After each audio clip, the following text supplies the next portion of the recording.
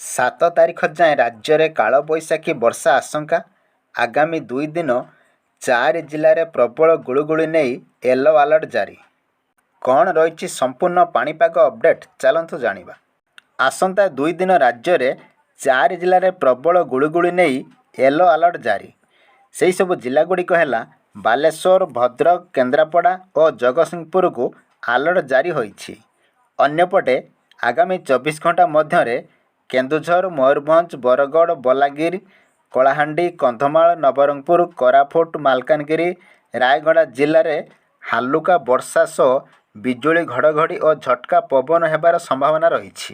କାଁ ଭାଁ ସ୍ଥାନରେ ଝଟକା ପବନ ଘଣ୍ଟା ପ୍ରତି ବେଗ 30ରୁ 40 କିଲୋମିଟର ରହିବା ନେଇ ଆକଳନ କରିଛି ପାଣିପାଗ ବିଭାଗ।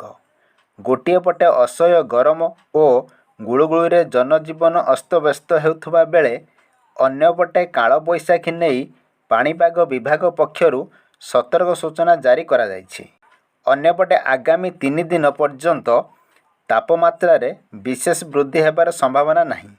ତାପମାତ୍ରାରେ କୌଣସି ପରିବର୍ତ୍ତନ ହେବାର ସମ୍ଭାବନା ନଥିବା ବେଳେ 4 ଦିନ ପରେ 1ରୁ 2 ଡିଗ୍ରୀ ଦିନ ତାପମାତ୍ରା ବୃଦ୍ଧି ହେବାର ପୂର୍ବାନୁମାନ କରିଛି ପାଣିପାଗ ବିଭାଗ। ସେହିଭଳି 3 ଦିନ ପରେ ତାପମାତ୍ରା ହ୍ରାସ ହେବାର ସମ୍ଭାବନା ରହିଛି। ଗୁଳୁଗୁଳି ପାଇଁ ସତର୍କ ରହିବାକୁ ପରାମର୍ଶ ଦିଆଯାଇଛି। ଲୋକମାନେ ପ୍ରଚୁର ପାଣି ପିଅନ୍ତୁ, ଫ୍ୟାନ୍ ତଳେ ରୁହନ୍ତୁ, ଥଣ୍ଡା ପାଣି ପିଇବା, କଟନ କପଡ଼ା ପିନ୍ଧିବା ସହ ବାହାରକୁ ଗଲେ ଛତା ନଚେତ୍ ଧଳା କପଡ଼ା ମୁଣ୍ଡକୁ ଢାଙ୍କିବେ।